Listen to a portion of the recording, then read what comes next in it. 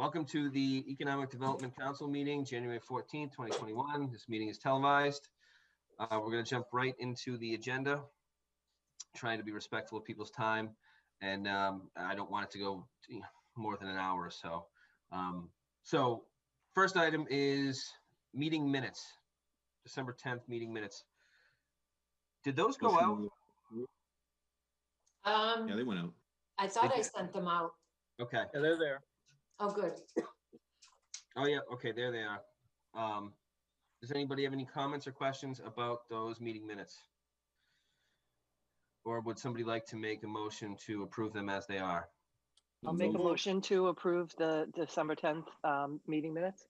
All right, full Janetti, and is there a second? Tim, was there a second in there for you? Second, yeah. All right, so full Janetti, McCall, and roll call vote, starting with top left of my screen, Dan. Smith, yes. Christina. Yes. Tim. Yes. Dottie. Yes. Bruce. Yes. Matt. Yes. And Stephanie. Yes. And yes for me. So, okay, minutes approved. Next item on the agenda is the Easton Outside campaign update. So there's exciting news with the Easton Outside campaign. The Easton Outside campaign, Stephanie has largely been contributing to that, being part of the kind of ad hoc group of business owners in town, Easton Chamber of Commerce. And since it first started like 2 months ago with the idea of going after grants, it shifted and changed, and it just became this really awesome think tank. And they started to develop ideas about promoting business outside, businesses coming together. And now they're in this, they've developed this Easton Outside campaign where they want to put out like signage, marketing material. I don't know what type of signs they are, Stephanie and we got to figure that out at some point. They're banner signs they're talking about, and they have some key locations. Okay. So that comes with a cost. And initially they had thought about raising money within the community, within the business owners of the community to cover that cost. And it was brought to my attention by Dottie that, to kind of look at it a little bit different. Like, these businesses are struggling. There's no business that's thriving in the restaurant industry right now. So if you're doing better than average, it's still not great. So to ask those guys to bring, to donate money, it's a big ask. And so the idea was put out there of, what if we use part of the funds for the Stonehill gift, from the Stonehill gift, to put to the Economic Development Council, and then the Economic Development Council can work with this group and use that money for marketing. And this went before the select board on Monday night, and it was approved. So $1,000 was approved to be used for this Easton Outside campaign, which is very exciting. And they have a lot of work to do in a very short period of time on how to spend that money. But Dottie, you were there Monday. Is there anything I missed? No, it's just super exciting there's an enthusiasm, Neil's kind of heading it up, Neil Levine. And if you follow him on social media, he has these really funny, terrific videos that he puts out promoting his business. So he's kind of brought everybody into the fold. And if you go on the Economic Development Facebook page, you'll see the videos where he's going around town. And, their idea is like up in Quebec or northern cities, eating outside all winter is not a big thing. We have to try to recondition people to understand that you can do that, and you can bring a blanket and you can sit in a heated tent. And so they did this Easton Outside, and how do you Easton Outside, and made it like a movement and a hashtag. And it's got a really cool logo too. And a lot of people in the town, a lot of businesses saying, I Easton Outside, here's how I Easton Outside. And it's just really cool. And, one of the things that I think is important in, the businesses, if they feel like they're doing this alone, it's really very traumatic. And I think very challenging for them to face everything alone. but when they combine with each other in a very positive messaging campaign like this, and they're getting to know each other and like comrades, I think that it's helping the spirit of our businesses work together. And you have to have that fighting spirit and that positive attitude, especially when it's really tough right now. And I feel like it's helping them in that way too. And hopefully they continue to get the community support from it. Yeah, I want to note that I know some of the members. I know Dan, I'm pretty sure you have shared the Easton outside video. And I think Tim has as well, that we've posted on the Economic Development Council page. So that's what they're doing. Neil he's asked the different members to go out, shoot their own little videos, send them to him. He compiles them. And, there's, as Dottie mentioned, this campaign that's rolling out. And we posted it on the Economic Development Council page. I've shared it from my own homepage. So if you see it, please share it to get more. And I was also thinking, Mark, I was going to bring this up next week, but there's no reason that any one of us couldn't do our own, this is how I Easton outside. So if you watch the videos and what the next round is, you'll get a sense, and I can let people know exactly what they're looking for. But you can just shoot your own, and it's really just like a 5-second clip that they're looking for, and that would just add to the buzz. Mm-hmm. And Mark, can I talk about the local recovery plan program application? Because yes, just if I could just wrap up the Easton outside, but absolutely. So one of the things in discussion with some people part of the Easton outside campaign is this is an awesome campaign. I mean, just the talking about it brought a smile to everyone's face. So it's online, it exists, but a lot of the money is for the banners and outside. In talking about it, I said, it's great that it exists online, but we need it to exist out in the real world. But we also need, when it's seen out in the real world, they'll need a place to go to understand what it also means. So it has to kind of work in tandem. It has to exist in both these arenas. And so, it brought me to the signs, Stephanie, and I know it's for outdoor signs for businesses or a banner. But it was also mentioned, like, why can't there be yard signs? Because there's some money there for maybe, 100 yard signs or something small. And I don't know why we can't do that. Is there, I was looking at the signage stuff, the sign laws that Connor sent to us the other day. And I thought to myself, I see signs, yard signs all the time. Yes. So we can do it? I'm agreeing with you that you see lawn signs everywhere. Snipe signs, which is what those lawn signs are called, are not allowed. People are putting them on private property, and we've used them for advertising the farmers market in the past. Not like, we haven't gone through town and just posted them everywhere, but I think if people are posting them on their private property, I don't think that the zoning officer is going to bother. And Dottie, I know political signs. I have lots of experience with it. Yeah, I know you do, Dottie, because I see the signs like this home has no hate and signs like that, and it's like, those signs are fine. Like, why wouldn't a sign that says Easton outside be fine? So it can't be on public property, but it can be on private property, and it can't be within 3 feet of the edge of the property to the sidewalk or the street. So if they see signs too close to the street, the sign inspector can come and pick them up and take them. We also get some pushback on sign clutter from people in the public, believe it or not, because, not as much people expect it for political signs, but I try to be careful with that. My yard, if you guys know where I live, it's a very small yard. My husband hates the signs out there. And, everybody asked me to put a sign there.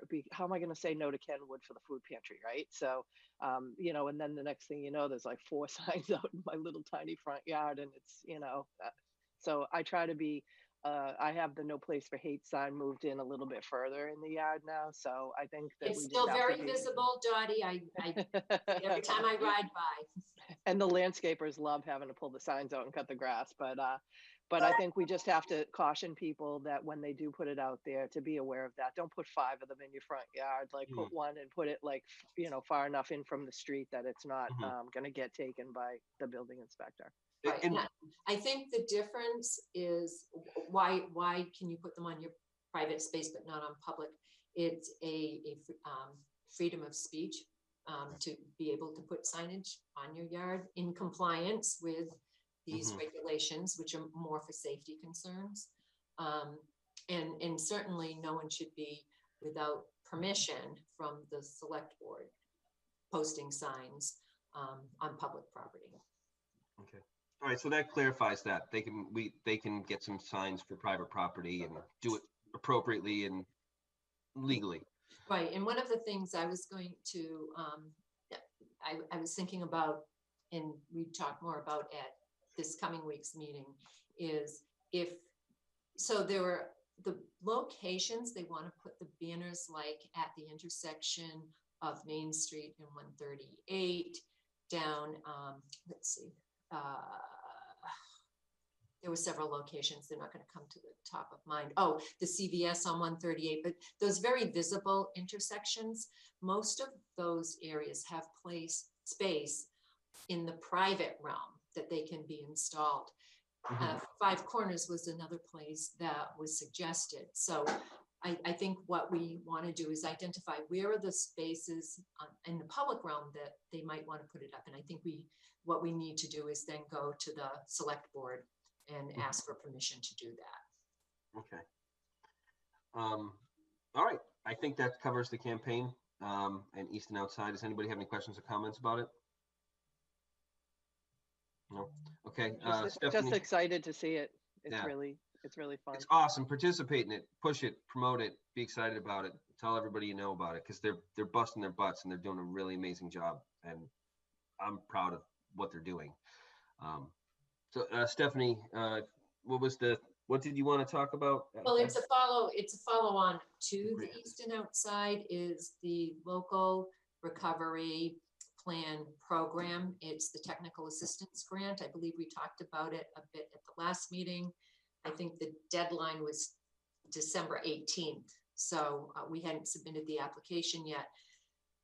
But in thinking about what we wanted, it's the application and the ask is really being driven by Easton Outside. It's like, this is great. This group is working together. I'd love to take credit, Mark, but I don't deserve it. I mean, I organize the meetings, I'm there, and I follow up on things, but this is really being driven by these business representatives and other civic leaders. It's not everyone owns a business or a business that's been affected that's participating in this. And as you've said, and Dottie said, it's really great to see them working together.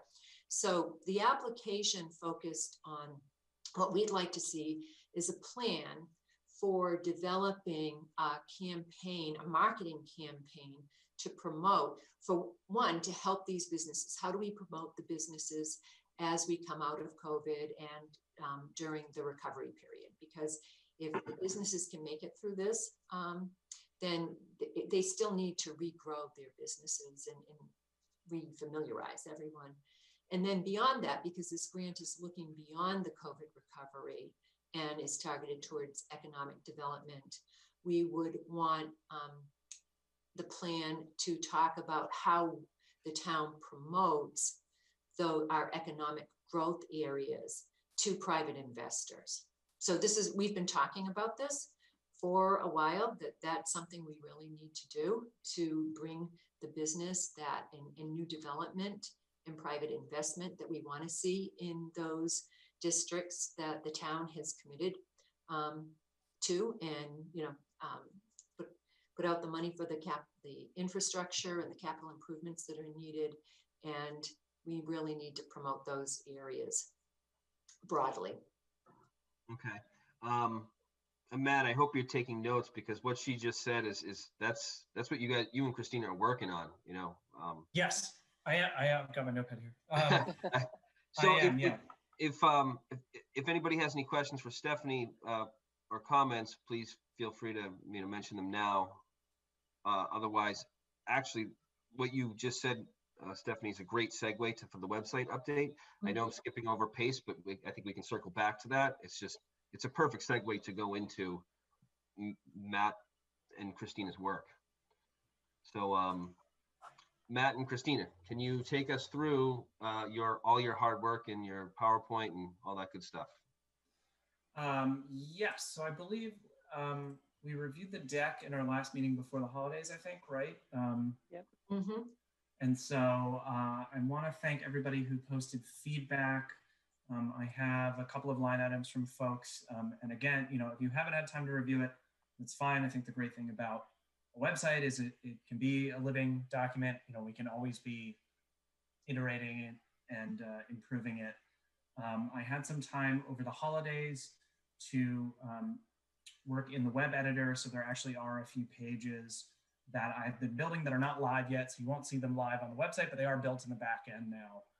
Pages that I've started to block out the priority development areas kind of tree that we've talked about previously. I can actually show off quickly a sort of rough layout for Great. the page using the Queeset Commercial District as an example. And a lot of the work that I was doing over the holiday break was kind of getting a sense of what is the content that we need for this punch list, right? What are the pieces of content we still need to collect, whether that is writing new copy to introduce these areas or to introduce the website, or Mark, as you pointed out in one of your edits, some of the investments that the town has made in these districts to make them more appealing to folks, as well as things like, images, sourcing new images for areas and that sort of thing. So this is kind of like a live look, and it's going to be a little laggy when I scroll through it, but a kind of a live look at how we envisioned one of the priority development area pages looking, introducing it with an image. Wix has a great Google mapping tool, which is a very simple embed. So, just using the intersection of 138 and 123 as the address, we can kind of map very easily the area of each of the priority development districts, which makes our job a lot easier. This introductory blurb, which is already live on the website, but is certainly something I think we could expand on. And so I think one of my action items after this meeting is to create a copy doc, maybe with some of the copy needs and some of the copy that we need to expand on.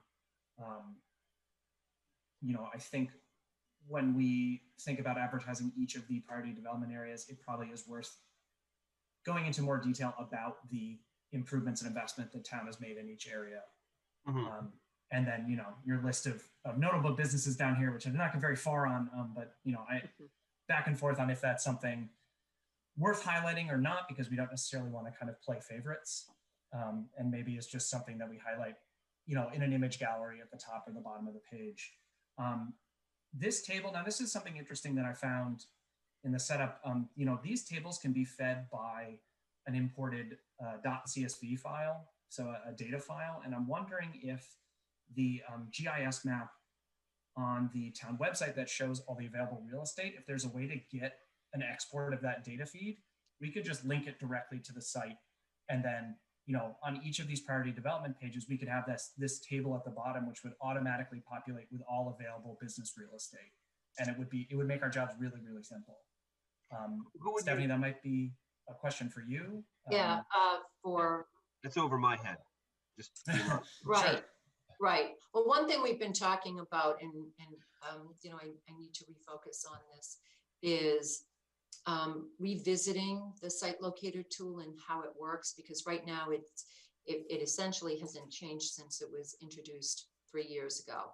And I think part of that might be that it's cumbersome for the public at large to use, meaning, our target audience. So I need to follow up on that with our GIS specialist who designed it anyway, and he would be the person that would be able to answer that question about creating that CSV file.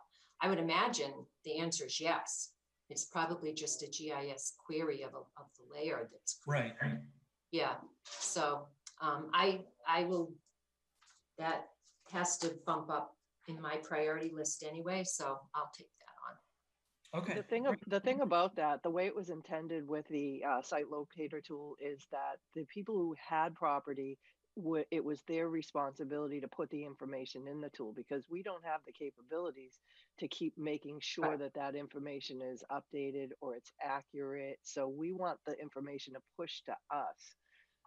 And if we were to download the information we have in the site locator tool and put it here, and it's not automatically connected, theoretically somebody should go to the site locator tool, a real estate firm, say, I have this property here, but then it doesn't update this, so now we've got two inconsistent pieces of information. So we need to find a tool that we could work with.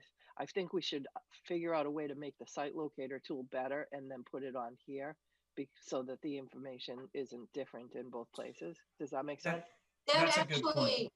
Well, and Dottie, I'm sorry for talking over, but that makes a lot of sense for even using the site locator tool, so that if you have it for each district, and again, this is something I'll have to talk to Leon about whether we can do that, but so you can look for, if you're on the Queeset Commercial District page, you could look for properties in the Queeset Commercial District. You could focus there, and then maybe there's a way to do them more broadly. And yes, I mean, it would have to be coordinated, and the users are not just the people looking for properties, but as Dottie mentioned, the users are the people who have properties to list in adding it. So maybe our time would be best served by coming up with a standard email that we figure out who are the real estate agents or groups that would be posting on this, and send an automated email once a month,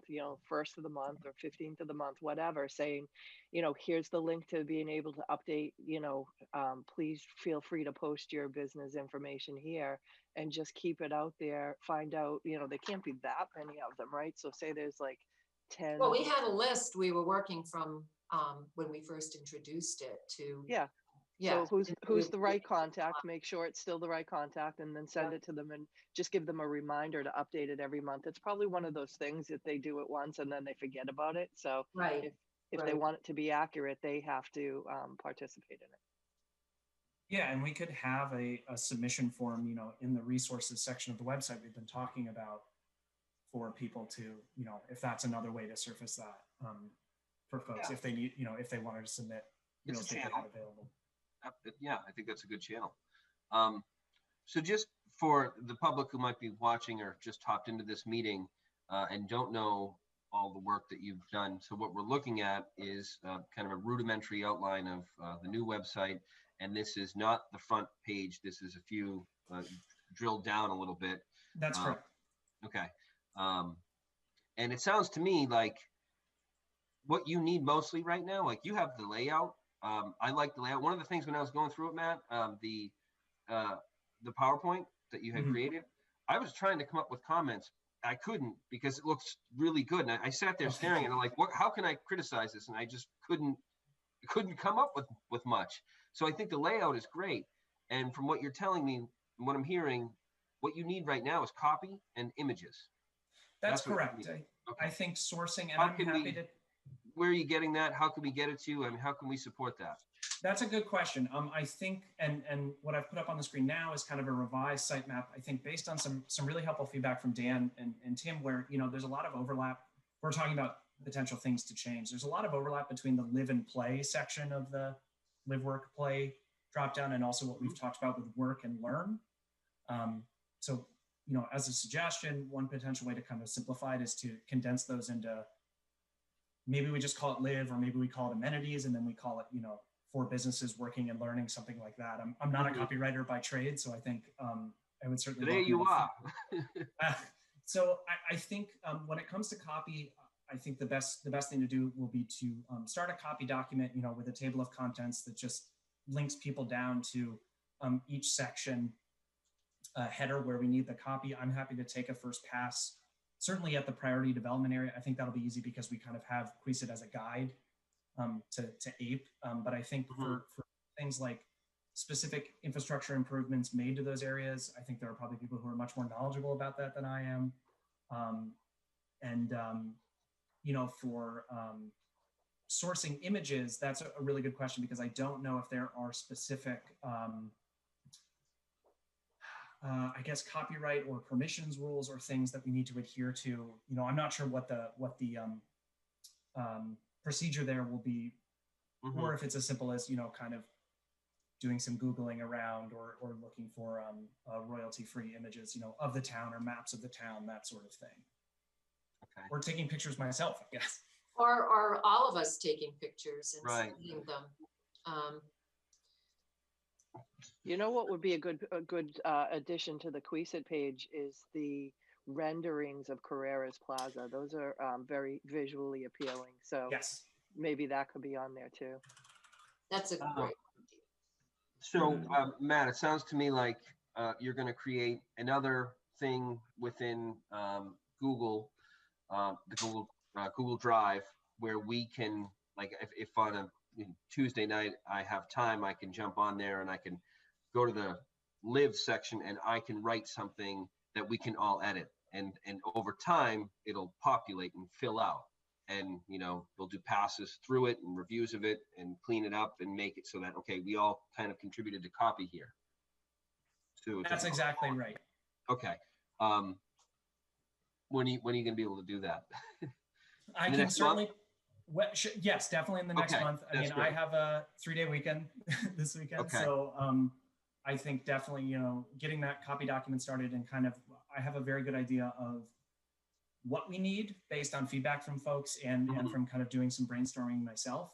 And again, I think I want to stress that nothing is set in stone. I think all ideas, there are no bad ideas. I think so. Any additional feedback, if it's something brand new, if it's something that isn't represented anywhere, I would encourage people to either comment on the spreadsheet, or I believe I have a spreadsheet of revision notes that I can share in response to the meeting minutes that people should feel more than welcome to put additional feedback in. But I can certainly get this copy document outlined and maybe separate the content needs into copy and assets, and we can go from there. That's awesome. And you are the gatekeeper in as far as creating the forum to allow us to work. So there is some pressure on you, and I'm sorry for that. Between you and Christina, I think this is incredible. It's awesome. Yeah, And I'm excited about it. I think the Easton Outside, to tie it back to the beginning of the meeting, I think Easton Outside would be a great to tie those feeds into the contact us page, into a social media feed page. I think that could be really valuable. And, that's quote unquote free content for us, right? Right. Anybody have any questions, comments? Yeah, one thing, like you said, Mark, Matt, you guys, Christina, you're kicking butt with this. It looks great. Thank you. The GIS component, it could get fairly complicated, to Dottie's point. And one of the benefits of Wix, I think we have all these different search engines that commercial, industrial, real estate agents use to identify opportunities. So if we could list a few of those search engines onto that site in lieu of GIS, and then just change the filters for a particular area, maybe identify the streets within the district if it's doable. It may be a link to a search engine that's, fairly updated versus trying to stay on top of the GIS. I don't know if it's doable. I think it is within Wix, and it may just make it a little less complicated on the back end. So Dan, I'm not following you exactly what you're talking about with, because the GIS, what Dottie, what Dottie was. My thought is go ahead, sorry. No, go ahead. So if I was looking to buy a piece of commercial real estate in the Queesit district, I would go to a Zillow, for instance, for commercial real estate, and do a search for Easton, Mass, what's available. And within those searches, you can refine it for particular areas or price points. I'm wondering if there's a filter through those commercial brokerage websites that people have access to, that we can populate those for the specific district itself, and just have a link on the web page, as opposed to trying to manage a GIS with link. what's live. A link to those providers, like a link to Zillow. Yeah. And Yeah, I- so if it's a Zillow realtor and, you know, so I they're was- not playing favorites. I was another. thinking about that and how we might be able to do that. I think that's a great idea. I It's think that's a I way think better it's- idea than the GIS. it's much simpler, and Yes. and keep it simple Yes. is a very good motto when it Yeah. comes to doing things. And I found some good real estate tools on the Metro South Chamber of Commerce website when I was kind of like poking around. So Yeah. maybe that's something we look to go live with, and then as we start to wrangle the GIS a little more, maybe that's a nice to have in the future. So just to be clear, because I don't want to go off spinning my wheels, and you mentioned, Matt, that the Metro South Chamber of Commerce has some really good real estate tools. Are these things you think can be adapted along the lines of what Dan's talking about? So should Yeah. I do anything at this point with ours, or should I just wait and see? Do you want to direct me to take a look and help with the research? I think let's wait and see. Maybe we can put the GIS locator on the back burner. Yeah. And I mean, it sounds like it's something that you have tabbed for, update in the future, and it's something that I would be really interested in kind of working together on and potentially integrating into the site. But maybe it's not a like must-have priority right now. Yeah. Okay. Does anybody have Tim? Absolutely.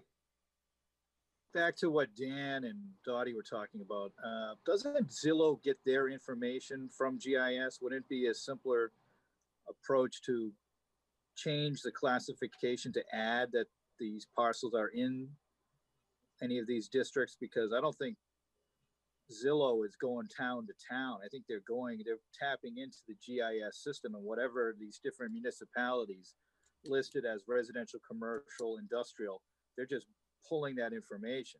I don't know if I would think that might be an easier way. And then all those services would, once it's coded in our town a certain way, then every other service would have the same information. That Well, might be a better way of going around it. There's not like this one GIS that has a list of all properties. It's that GIS is a mechanism for accessing geographic information. So the question is, I think the question is, how is Zillow getting their information? And I would imagine that's coming from like the MLS listings and things like that. Right. Well, I think Because that's part of it. But I think also the underlying land, regardless if it's for sale, they're probably looking at previous sale information that's in MLS. But I'm talking about the underlying land, the difference between, a wetland versus a commercial area versus an industrial area. It's got to be put in by Zoning, the municipalities. Right. So we have in our assessors database, they have zoning information. And that was one of the pieces of information you could get through the site locator tool, was what the zoning was, whether it was commercial or business or residential. Yeah, but I think what Dan's saying, so what our site locator tool was doing was telling people what was available for land, whether it was for lease or it was for purchase. And it would help people if they were looking to move a business to Easton to find a land that was available or property that was available for their new business. And it relied on, and in fact, Dan, I think the first creation, because we worked with the Old Colony Planning Council at the time, they did kind of some of the foundation work in building the database. And that's how they built it. They went out and used those tools manually, the fellow that was working with us, and compiled the database. Then it became kind of our responsibility and the realtors and property owners to keep it updated. So I think what Dan's saying is, how somehow can we use those services to and link to that, so we don't have to create our own, that we have to keep updated and maintained in addition to all these other databases that already exist. And I think that's a good question and premise that. Well, couldn't we simply, regardless if something's for sale or for lease, but just simply designate these geographic areas as in, and somebody looks at it online, it would say commercial, but then it would also have this, sub designation of being in the Queesit Economic Development District. Yeah, it might be. Yes. And then the other way, the best way is MLS. MLS is going to have everything.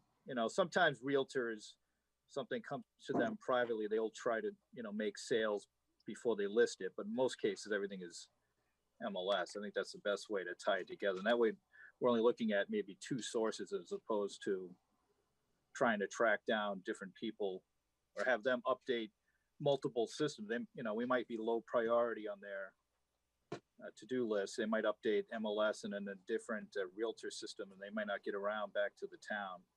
Right. And then the question is something like MLS proprietary? And so you've talked about two things. One is having, so and this is one of the things I'll look at in particular, that where you have the map of the Queesit Commercial District, it should look like the zoning map that shows the parcels that are located in that district. And Matt, that is even something we could, I don't know how useful it's going to be to people looking for businesses, but that doesn't mean we shouldn't do it. But again, getting a download of those properties is pretty straightforward. It's a GIS query. And that will remain pretty stagnant unless there are properties that are being combined as part of a redevelopment. Okay. So Matt, I was going to, do you have clarity on what's being asked of you? 'Cause I'll be honest, a lot of this language and what you guys are talking about is not my expertise, and I want to make sure you're comfortable with the direction and what's happening. Yeah, I think we have a few different approaches to try to solve this central problem, which is how do we get relevant real estate listings on the website? And there are some simple approaches where we can just kind of bootstrap it just for the sake of getting it live, right? As Dan suggested, going through real estate search tools and maybe sharing a link to a targeted query. And then I think the next level up, which is really digging into the actual real estate listing service in MLS, or this overhauling the site locator tool, which does depend on people submitting listings. That could be a kind of like phase 2 project. But I think we've got a pretty clear path, at least for getting them live for launch, so to speak. Okay, everybody comfortable with that? Yeah, great work, by the way. Thank you. Yeah, thank you everybody for that, and thank you for the feedback. And again, please keep it coming. It's really, really valuable, and it really it helps me feel like I'm not operating in a vacuum. So I really appreciate it. Reach out and ask for help if you need it from Sure. any one of us, me. You're doing a monumental task, and I'm not. I'll not.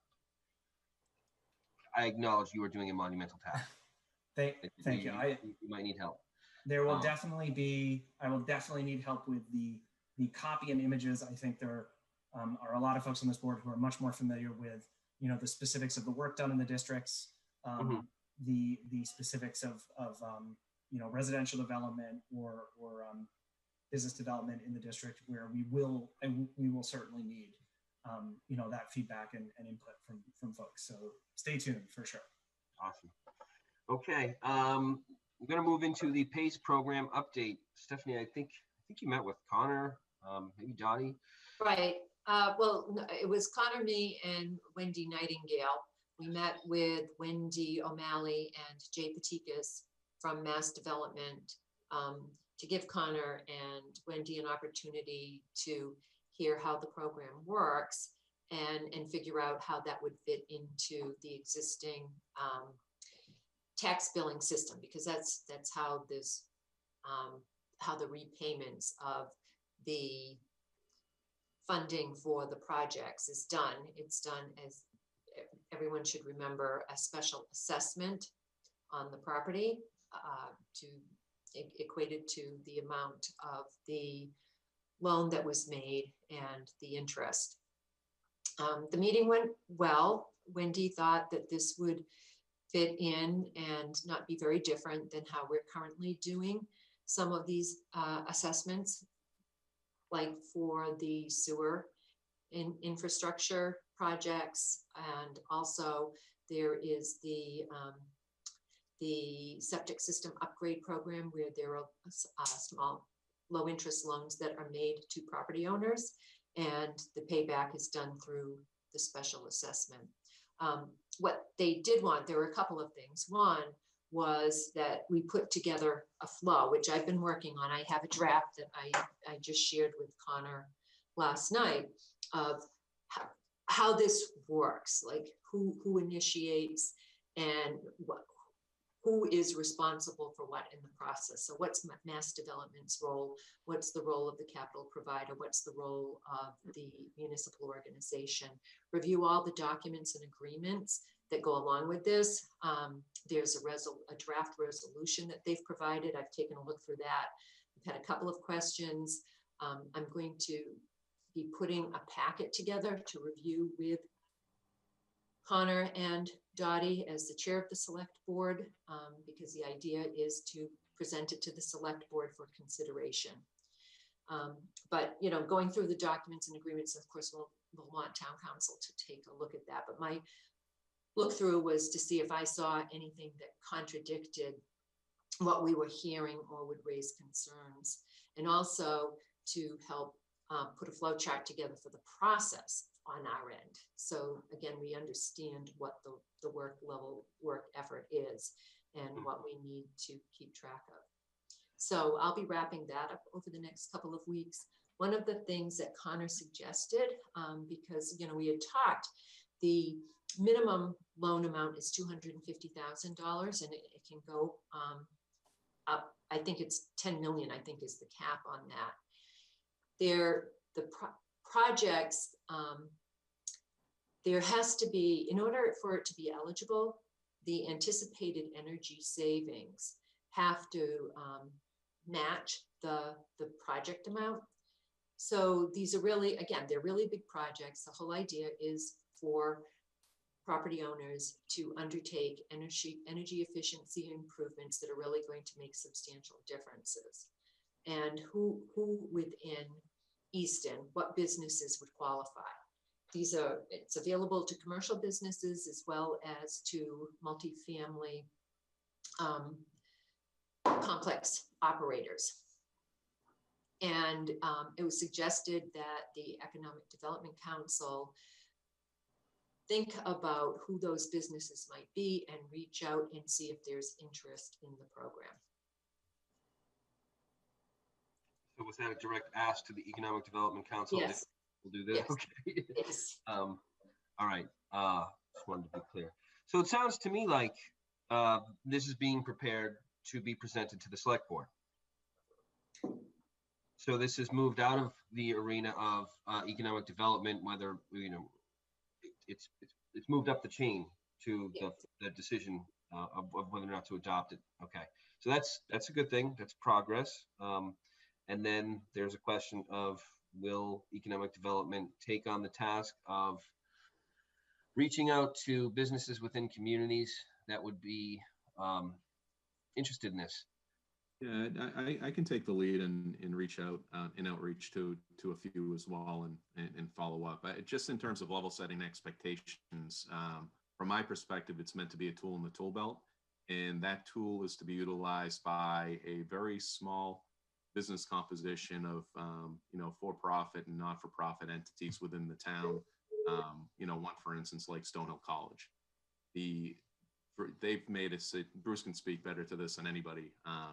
But the level of investment that Stonehill has made in, for instance, for energy efficiency and whatnot, if this tool had been available to them at the time they were facilitating some of these massive projects in excess of $250,000, is it a tool that Stonehill would want to leverage?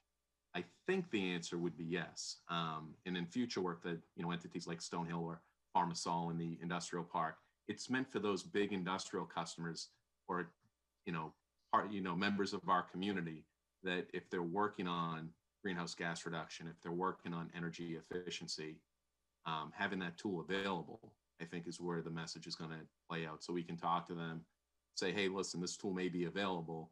If at some point you're looking to make an upgrade, is this something that you'd want to have available to you as a tool in the tool belt to consider? That would be the nature of the questions I think that we would be best positioned to ask. Because there's a learning curve here as well. PACE is just being adopted. I think 50, 60 communities now have adopted it in mass, but it's still early on.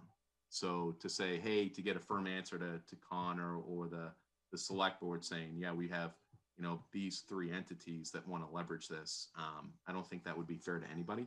But to have it as a, viable tool in the tool belt for entities like Stonehill or others to consider, is it worth having? I think that's the ask. And please tell me if I misunderstood. I think that generally is. I do think that Connor wants to be prepared for select board members asking, do we have any businesses that are interested? And yeah, I think the question reaching out to like farm, it would be the same as when we're considering installing sewer in the business park.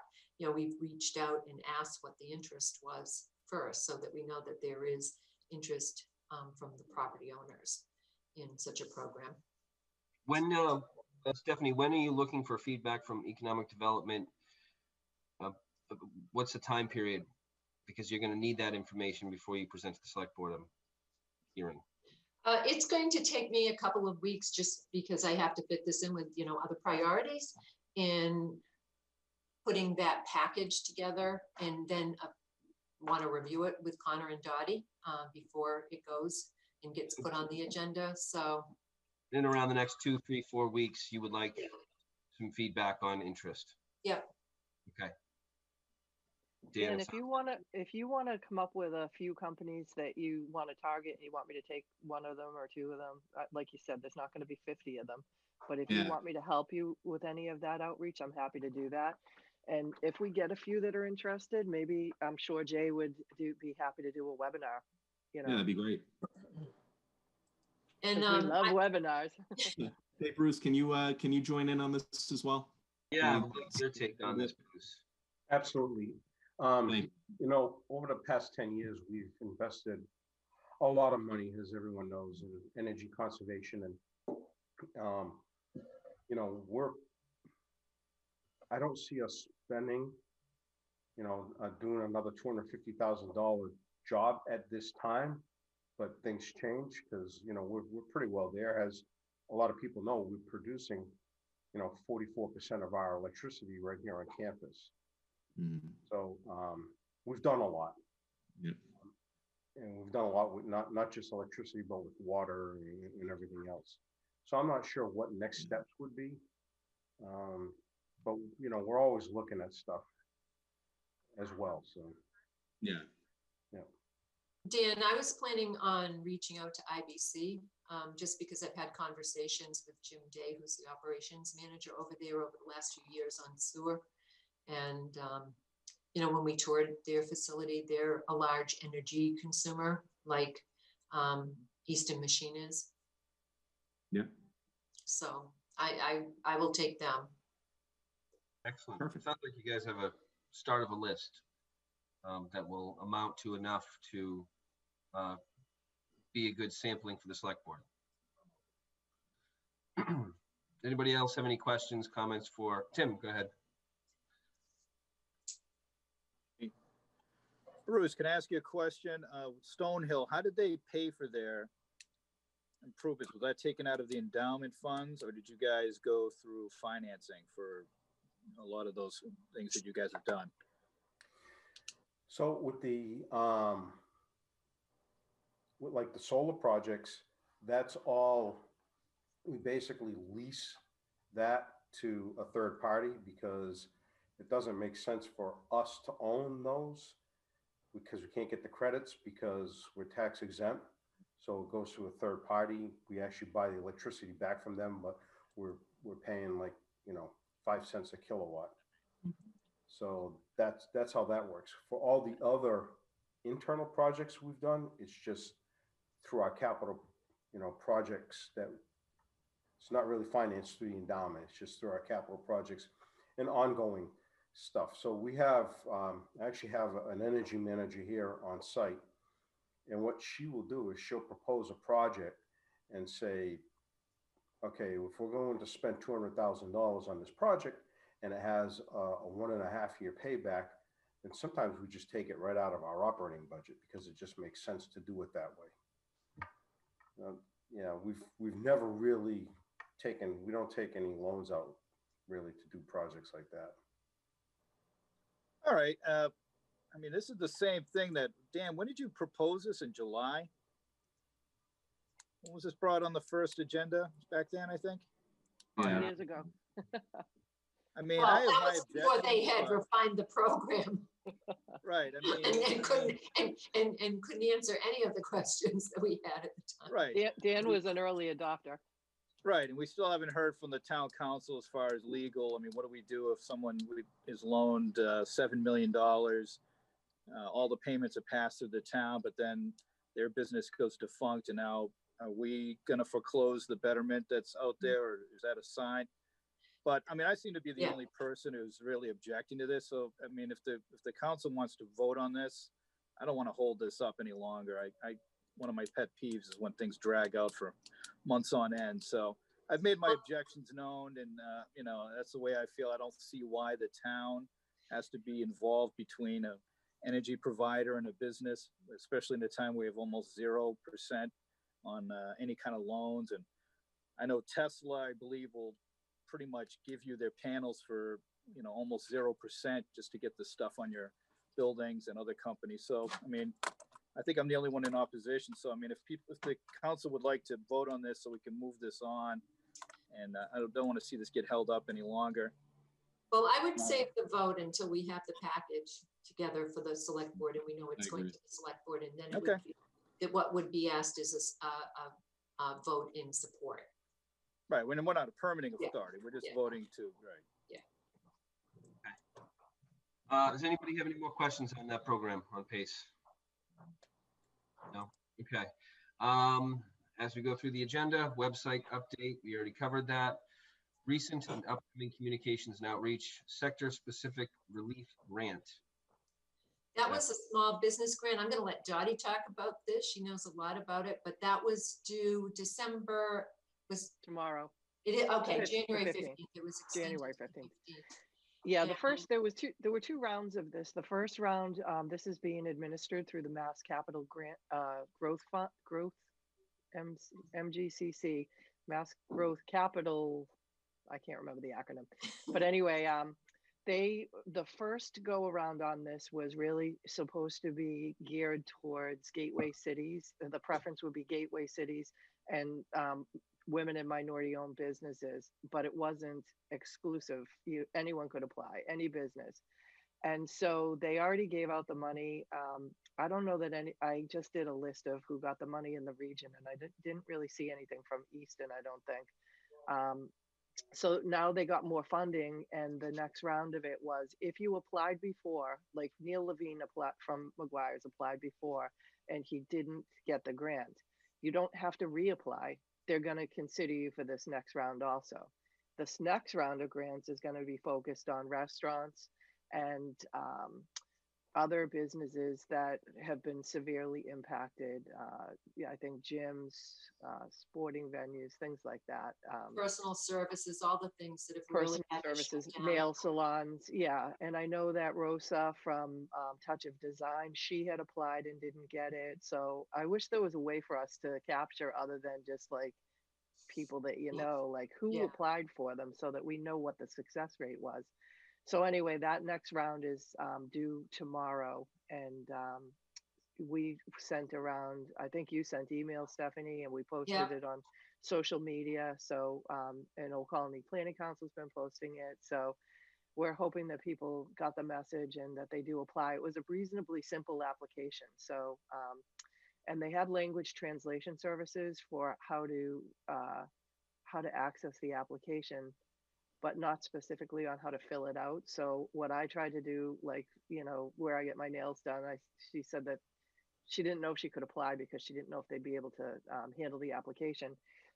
There's an organization called Small Business Strong, and they have volunteer business people that they'll match up for free with small businesses to help them with things like that. So if you need to help with Vietnamese to apply for something, they have a connection with somebody who can do that translation for you. Or I'm starting a small business, I don't know how to do a business plan. They'll connect you with one of their experts, and this is a free service. It's really cool. Also, the Center for Women in Enterprise is doing that, so there's a lot of resources for small businesses. That's what I do for my day job now. So, you know, I'm happy to share that information with any of the small businesses that we have. Thank you. Dottie, I was also going to add that when we post these on the Economic Development Council webpage and everything, again, if people can share so that we get a broader reach and more people are aware of these programs, that would be great. Okay. Anybody have any questions about that? No. All right. Then the last item, Easton Outside campaign, we definitely covered that. There's work to be done. And then potential agenda items for February meeting. There's something I want to mention. We have not talked about the district ambassador program that we started on a long time ago. I'm not punting that. It's something to be worked on. I just think what we have on our plate right now with, you know, the Easton Outside campaign is just, our plate is full, and this we can revisit this, you know, maybe in the summer, but I didn't want it to be something that, like, you know, we just blew off. We spent a lot of work, and I want to continue that. Just now, I don't think now is the time.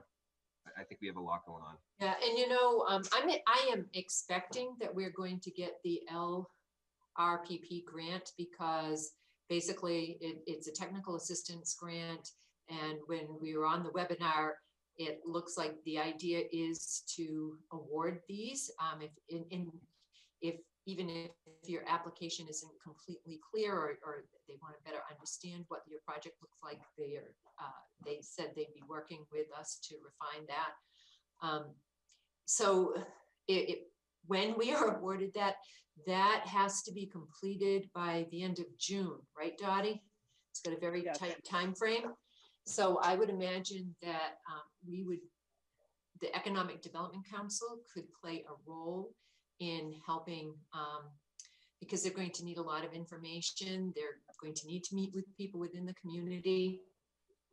So that could be a role that the council could play. And then I think coming out of that, I would expect the plan to identify actions and projects that the council might be well suited to take kind of a leadership role in. And it would be along it, and I'm anticipating it would be along the lines of what you had envisioned as the ambassadorship program. So, okay. Any other comments about that? And then potential agenda items for next meeting. Well, we'll continue to do a PACE update and the Easton Outside update, and the website update. Yeah, that's a lot. Updates. It really, I mean, we're working on a lot. That's a good thing. So, yeah, I agree, Stephanie. That's plenty. That's an hour. It's hard enough to keep these to 1 hour as it is. I apologize if I rush you guys or you feel rushed, but I'm just, you know, trying to get through this. So yeah, okay. And that brings us to the last thing we need to do. Does anybody want to make a motion? Motion to adjourn. Second. All right, Dottie and Bruce, all those in favor, I'll start at the top left of my screen. Christina. Yes. Tim. Yes. Dottie. Yes. Bruce. Yes. Matt, Yes. Stephanie, Yes. Dan, Yes. and Mark, yes. Have a great month, guys. I will, we'll be talking soon. Be Thank healthy. you. Take it easy. Right. Thanks, Everybody else. everyone. Hey. Bye-bye. Thanks. Bye.